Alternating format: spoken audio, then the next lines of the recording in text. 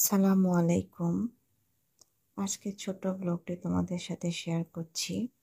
আশা করছি আমার ভিডিওটা যদি তোমাদের ভালো লাগে তাহলে অবশ্যই একটা লাইক দিয়ে পাশে থাকবে। সকালে ঘুম থেকে ওঠার পরে আমি আমার বাচ্চাদের কাছে চলে যাই। ওদের মুখটা দেখে আমার খুব ভালো লাগে। ওদের সাথে আমার সর্বপ্রথম দেখা হয়। ওদেরকে যখন আমি দেখি তখনই আমার দিনটা মনে হয় অনেক ভালো কাটে। তো আমি খাবারটা এক সময় দেই, কারণ সবসময় একইভাবে দিলে খাবার খায় না। কখনো সকালে দিই, কখনো দুপুরে দিই। তো ওদেরকে খাবারটা দিলাম। এখন এই যে আমার লতুপুতুর কাছে চলে আসলাম। লতুপুতু সারাক্ষণ দুই বন্ধু মিলে গল্প করতেই থাকে। খাবার দিলে কখনোই সাথে সাথে চলে আসবে না। তারা খুব গল্পে মশগুল থাকে। পরে খাবে, মামনি যখন চলে যাবে তখন খাবে। ঠিক আছে, লতুপুতুরা গল্প করুক আর মামনি চলে যাক কিচেনে মামনির জন্য নাস্তা রেডি করতে। আমি কিচেনে চলে আসছি। এখন আমি নাস্তাটা বানাবো, রেডি করব। আমি তার জন্য ডিম ভেঙে নিচ্ছি 2টা। আজকে আমি ডিম দিয়ে পাউরুটি ভাজবো। সবসময় একই খাবার খেতে ভালো লাগে না, তাই একটু অন্যরকম কিছু করছি। এটাতে পরিমাণ মতো লবণ আর অল্প পরিমাণে চিনি দিয়ে দিচ্ছি। বেশি চিনি দিলে মিষ্টি লাগে, খেতে ভালো লাগে না। আর এটা আমি মিক্স করার পর পাউরুটিতে ভেজে নেব।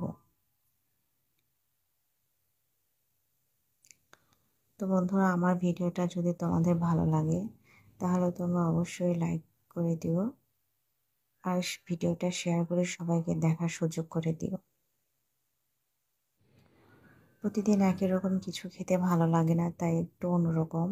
আমার বরাবরই সকালবেলাও খেতে ভালো লাগে না, কিন্তু খেতে তো হবেই, না খেলে তো শরীর খারাপ করবে। আমার এমনিতেই অনেক গ্যাস্ট্রিকের প্রবলেম। তো ভাজা পোড়া আসলে খাওয়াটা আমার জন্য ক্ষতিকর, কিন্তু তারপরেও সবসময় তো একই রকম কিছু খেতে ভালো লাগে না, তাই একটু আলাদা কিছু খুঁজি আর কি।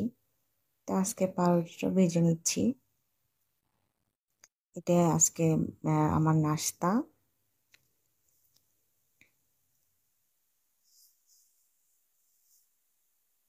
তো আমি প্রথমে খেজুর নিয়েছি, কারণ খেজুরটা খাওয়ার পরে রুটিটা খেলে ভালো লাগবে। কারণ সরাসরি যদি তেলের জিনিস খেয়ে ফেলি এটাতে অনেক গ্যাস্ট্রিকের প্রেশার দেয়, গলায় বুকে খুব জ্বালা পোড়া করে।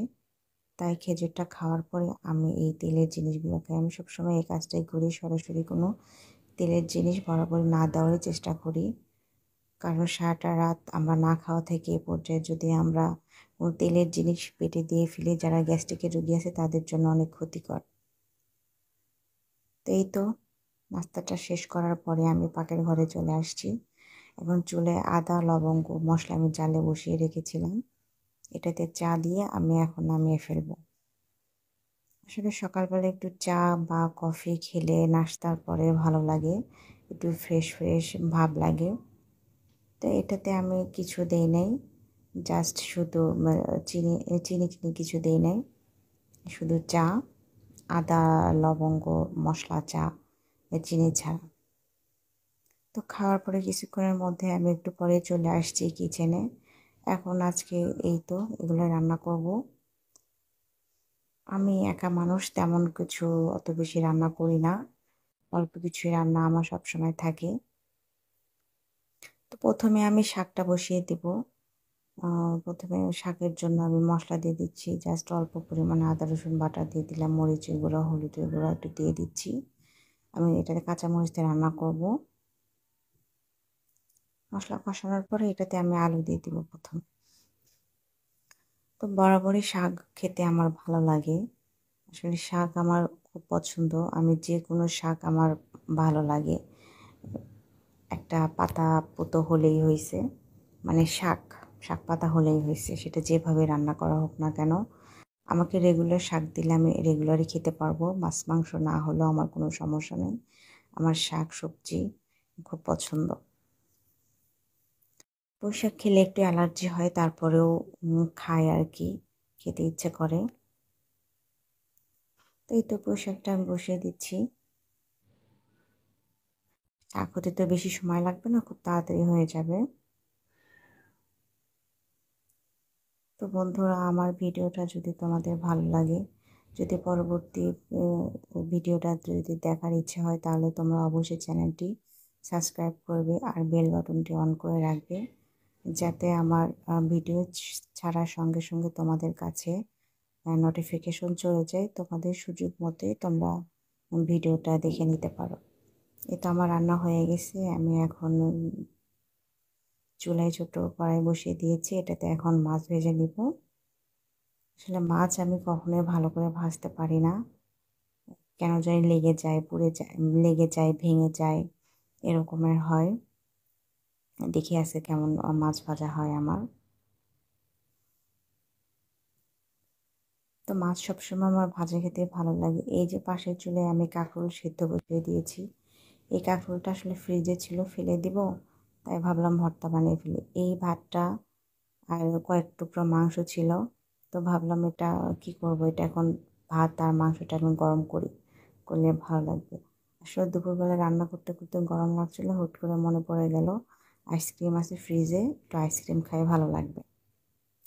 তো এই তো আইসক্রিম খাচ্ছিলাম আর মাছ ভাজি করছিলাম। এর মাঝে আমার মাছটা বেশ ভালোই হয়েছে, আজকে তো আর লেগে যায়নি। আমার তো মনে হচ্ছে আমি খুব ভালোই ভাজি করেছি মাছটা। এই তো মাছ ভাজি হয়ে গেল, এখন আমি কাঁকরোলটা সিদ্ধ হয়ে গেছে, ভর্তা করে নিব। তার জন্য আমি পেঁয়াজ কুচি করে নিয়েছি আর মরিচের গুঁড়োটা, এটা চিলি ফ্লেক্স করাই ছিল। আসলে ভর্তাগুলো হাত জ্বালা পোড়া করে, তারপরও তো খেতে হলে তো করতে হবে, কিছু করার নাই।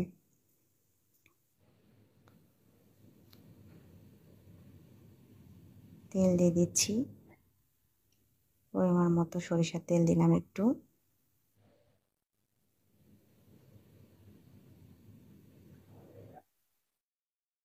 এতে কাঁকরোলটা আসলে অনেক গরম ছিল, আমি ঠান্ডা গরম তেমন কিছু আমি ঠিকভাবে ধরতে পারি না, হাতে খুব লাগে, অনেক গরম ছিল। তো ভিডিওটা যদি আমার ভালো লাগে বন্ধুরা, তাহলে তোমরা একটা ভিডিও রিলেটেড একটা কমেন্ট করে দিও, আর অবশ্যই পাশে থেকো, আর অবশ্যই জানিয়ে দিও ভিডিওটা আমার কেমন লেগেছে। তো আজকের ভিডিওটা এ পর্যন্ত, সবাই ভালো থাকো, সুস্থ থাকো, আল্লাহ হাফিজ।